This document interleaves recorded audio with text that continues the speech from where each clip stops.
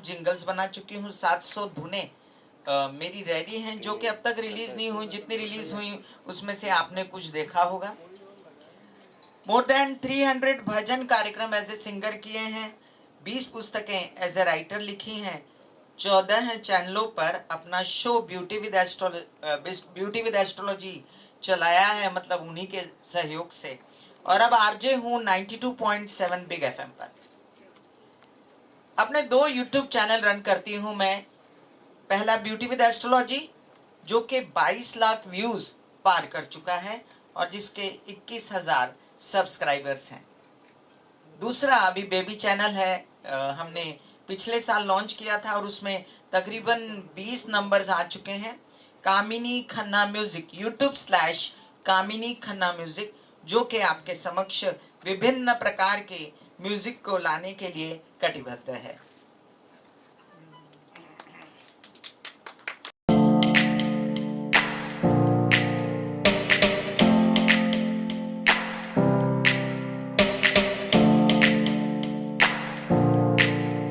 Thought process ये था कि मुझे करियर मेरा 26-27 साल का हो गया। मैं पहले as a writer, music director, singer काम कर रही थी, जो कि बीच में MP3 आया, रेडियो आया, तो म्यूज़िक कंपनीज सब डाउन हो गई और कुछ म्यूज़िक इंडस्ट्री में ऐसे डाउनफॉल आया था।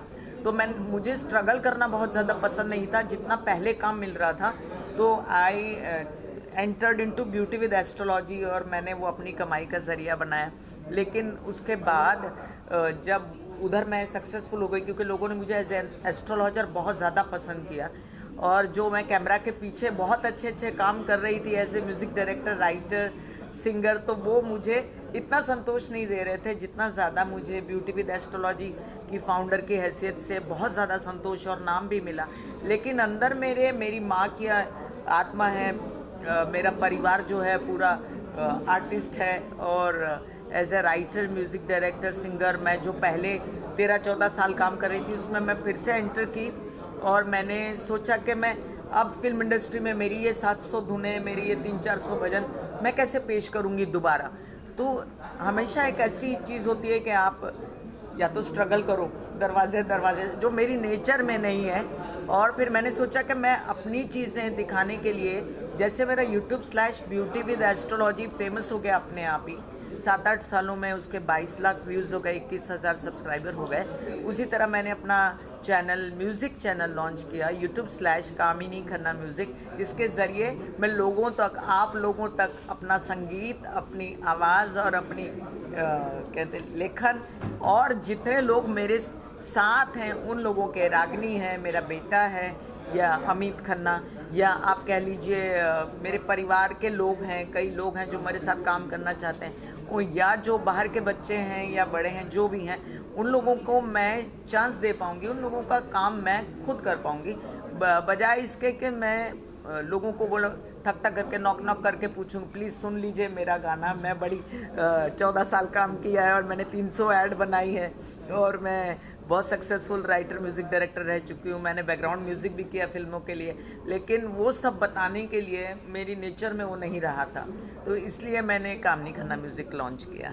आज ये है कि मैं बड़ी पहली बार प्रेस के सामने बोल रही हूँ कि मैं बाई बर्थ मैं डांसर थी। ये बहुत कम लोगों को मालूम है।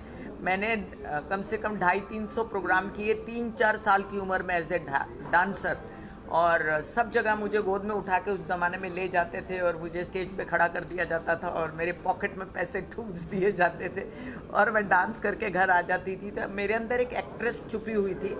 मैंने मेरे पिताजी जो बहुत ही ज़बरदस्त एक्टर रह चुके, उन्होंने उनके सहयोग से मैंने 3 पिक्चरें साइन की 15-16 साल की उम्र में, जैसे वापस, नन्ही कलियाँ, ये सब जो मुझे मिली थी। बाद में वो हाथ से निकल गई मेरे, क्योंकि मेरी माँ को ये पसंद नहीं था कि जो मैं काम कर रही हूँ, तो मैं एक स्टूडियस, बहुत ही पढ़ने लिखने वाली लड़की थी और मैं यूनिवर्सिटी टॉपर थी, तो वो चाहती थी कि मैं पढ़ती रहूँ इसी तरह, और वो हमेशा जो कहती थी मैं मानती थी। सब जानते हैं कि गोविंदा जी भी हमेशा माँ के पुजारी रहे हैं और मैं भी माँ की ज़बरदस्त पुजारी रही। जो उन्होंने कहा बेटा ये काम नहीं करना, तुम एक्ट्रेस मत बनो, लेकिन अंदर एक्ट्रेस तो थी। तो आप लोगों ने जो देखा वो मेरे खून में है। मेरे डैडी हीरो थे, मेरी मम्मी हीरोइन थी पहले, 25 फिल्में एज ए हीरोइन कर चुकी वो। मेरे डैडी ने कई सारी फिल्में एज ए हीरो की। अब मेरे भाई गोविंदा जी, उनको तो कौन नहीं जानता, लीजेंडरी एक्टर हैं। तो मेरे परिवार में आप कहें एक्टिंग तो रक्त में बसी हुई है। मैं रो पड़ी जब रागनी का मैंने ये देखा, बिकॉज क्या होता है, आपका आर्ट जो होता है, जैसे रागनी ने कहा, वो आपकी पर्सनल प्रॉपर्टी होता है ना। जब आप किसी को देते हो अपनी चीज़ और वो उसको साकार बना देता है, जैसे रागिनी ने साकार किया मेरे सपने को। उसने इतना अच्छा गाया, इतना अच्छा अभिनय किया और इतने अच्छे से पेश किया उसको कि मेरी आंखों में आंसू भर आए। गोविंदा ने भी बहुत अच्छा गाया था। गोविंदा को जब मैंने गवाया था ये गाना, तो एक्चुअली रागिनी ने अनप्लग वर्जन गाया, कवर गाया, और गोविंदा ने ओरिजिनल गाया था। तो उसने भी पूरी मेहनत की थी और वो एल्बम बड़ा मशहूर हुआ था। कर दी जान और भी कई गाने थे उसमें, पीले स्कर्ट वाली लड़की, नीले स्कर्ट वाली लड़की। तो पुरानी यादें ताज़ा हो गई। मेरे अंदर का म्यूज़िक डायरेक्टर जैसे आपने कहा कि आप ये पुराना ज़माना नहीं रहा, तो आप वो बात अभी नहीं कर सकते हैं, क्योंकि मैं तो यस मैन थी और गोविंदा यस मैन था अपनी मदर का। आजकल के बच्चे यस मैन नहीं होते हैं, वो आप भी जानते हैं। लेकिन रागिनी शुरू से एक बहुत ही समझदार व्यक्तिमत्व है, और रागिनी को मैंने कोशिश ये की कि एकदम खंबीर बनाऊं, उसको धीरज वाली लड़की बनाऊं। और मैंने शुरू से उसको उसी प्रकार उसका पालन पोषण किया है कि वो एकदम क्या कहते हैं उसको, ज़ोरदार व्यक्तिमत्व रहे। ऐसा नहीं कि वो छुई मुई बनकर कहीं घुस जाए। हाँ, कहीं घुस जाए वो। मैं कभी नहीं चाहती थी कि रागिनी छुई मुई बने। मैंने रागिनी को यहाँ तक कि जेवर भी नहीं पहनने दिए कभी। आप देखेंगे रागिनी बहुत कम जेवर पहनती है, घड़ी पहनती है, या ससुराल गेंदा फूल में उसने हार्डली पहने होंगे, घड़ी अपनी कोई बड़ी वाली पहनी होगी। तो मैं चाहती थी शुरू से कि रागिनी स्ट्रॉन्ग बने, काम करे।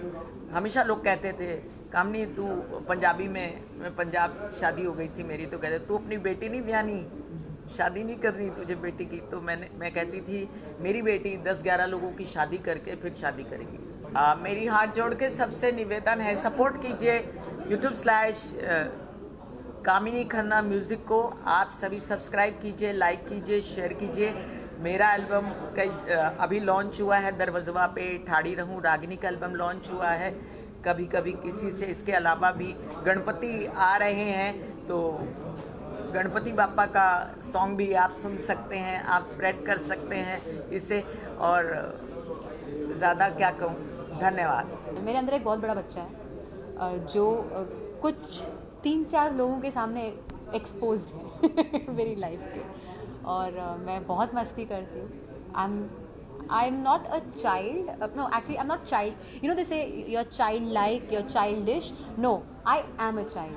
I love to be treated as a child. I am very happy when my directors treat me like a child, because when you're a child, you are willing to explore every aspect. You're curious. I aspire to be creatively courageous. I aspire to be creatively curious, and I would want to work with who are creatively common and obviously superior to me. Now, मैंने इस पे थोड़ा हाथ साफ किया है. No, not now. I don't think I'm as equipped to be a director. I will have to assist somebody and learn the craft of filmmaking. But as of now, मैंने acting में इतनी मेहनत कर ली है that I don't think it's the right time to divert my attention towards direction. I will do it post I gather a lot of experience, because to be a director, you have to have a top angle perspective towards everything. कभी कभी किसी से हो जाता प्यार, क्यों ना करे इज़हार, मुझसे प्यार करते हो बोलो ना, तुम ज़रा समरते मरते हो बोलो ना, मुझसे प्यार करते हो। Thank you so so much and all the best. Thank you